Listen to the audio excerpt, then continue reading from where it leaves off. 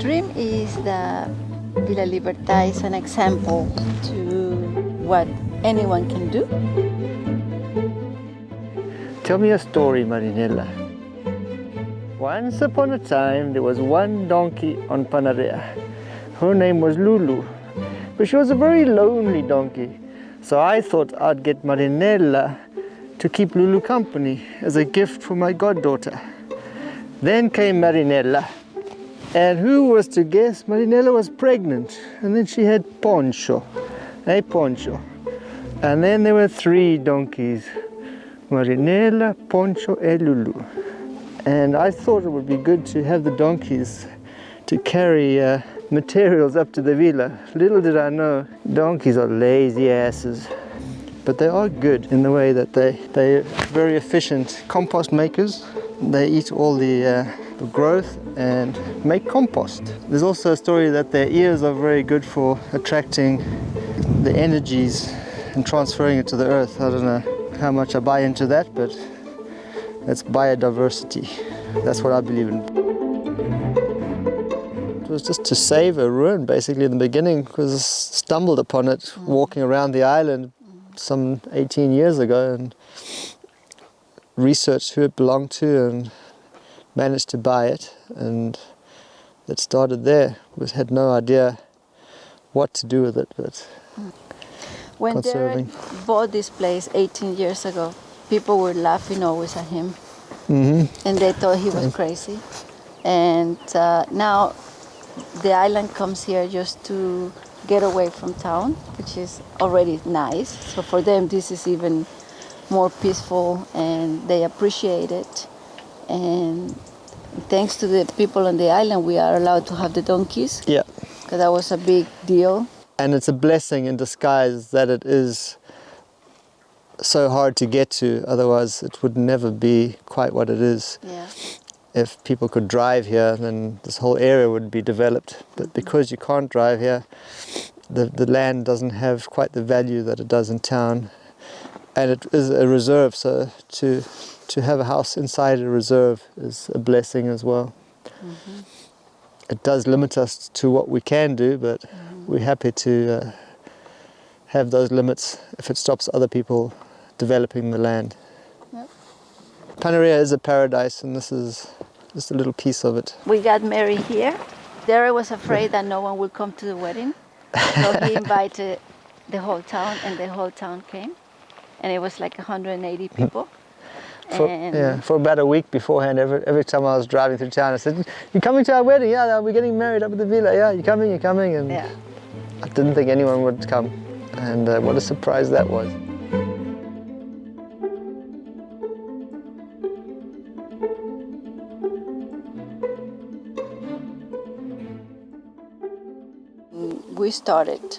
We really didn't know much about permaculture, but we knew about basics. We started to grow trees and create humidity, to have animals and to have different animals, so we can have a whole circle of Biodiversity, biodiversity. Yeah. Yes, with the animals and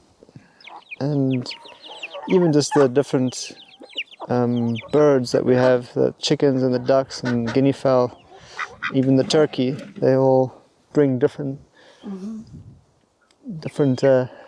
not things to the table, but we don't eat any of them. Yeah, we are bad farmers. We don't eat anything that's on this Except farm. the eggs, we eat eggs, Yeah. that's about it.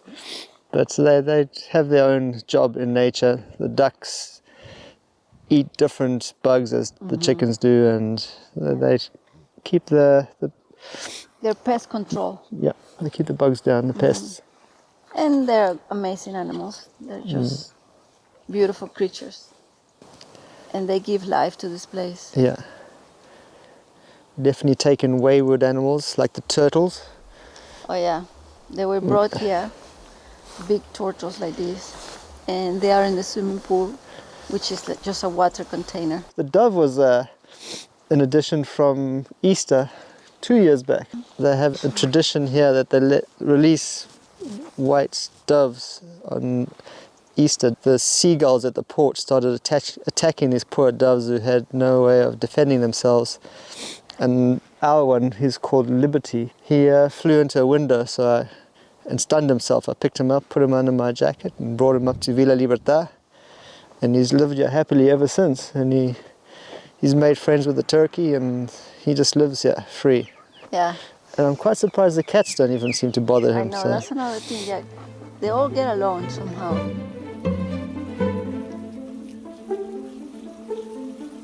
The island is supplied by a ship which brings water from Naples, would you believe, pumps it onto the island, and it gets pumped to all the houses. Mm-hmm. And all the not all the locals, but a lot of them and the tourists who own houses no longer catch rainwater because they get water from a ship.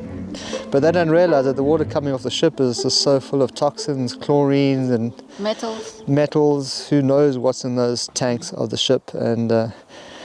And what it takes to bring the water here? Due to the fact that there is no water here, and for the whole of the summer it does not rain from, say, June, July? May, even the end of May will be the last rainfall, and then again in September would be the next rainfall. So from May through September, if you're lucky, it might rain once. Yeah. And so the rain catchment that we get through the winter has to last us until the following September. And October. Even October some years, yeah. Last year it didn't rain in the winter, so that was hard. That was a bad year. I have a question, Jenny. How much water do we use in a given day in the summer? In the summer? Yeah. So it's 80 liters a day. The donkeys. 30. Just for the donkeys. How much is that? 5,000 a month, yeah. For them to survive, because they're slow growing. They're not like a normal garden when things grow fast because they have a lot of water. And that's all the trees and the garden and what plants there. Aquaponics system, on the other hand, only uses approximately 10% of the water it normally would. A big, it's actually a swimming pool that we've turned into a lake. So it's, I guess, maybe 15,000 liters. And then what looks like soil is actually just pumice stone on a floating island. And the pumice stone itself does float. So the purpose of the island is twofold. One is obviously to filter the water, so the plant roots go into the water and filter out the ammonia from the fish. And then the other reason is to keep the water shaded from the sun. It stops the sunlight getting to the water basically, and keeps the water cool as well for the fish. So we have a carp and koi living in the pond, and they secrete their waste in the water, and it's full of ammonia. And then in the pumice stone itself, the microorganisms that convert the ammonia into nitrite, and then the other microorganisms that change the nitrite to nitrate, which the plants then absorb and use in photosynthesis. So how it works is, if you look at the roof of the Villa Libertad, all the water on the roof goes into that terracotta jar through the gutter, and then there's an overflow from there that goes into a 5,000 litre cisterna, which is in here. And then when that 5,000 is full, it overflows into the swimming pool.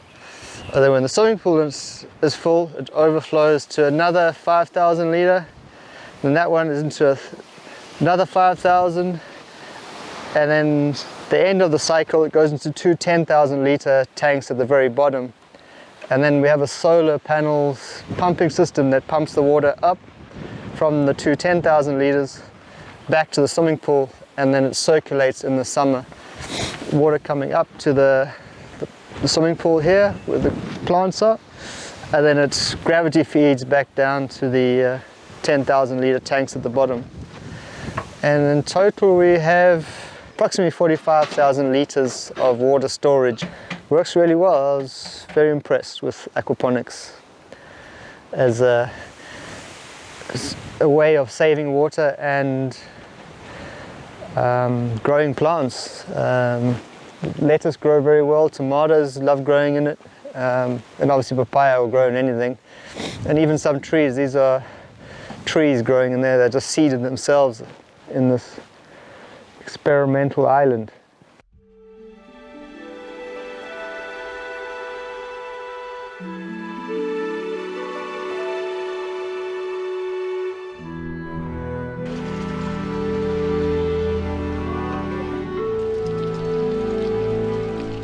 Ideally, my dream is to actually live here one day, 100% off the grid, but I'm not sure how realistic that is.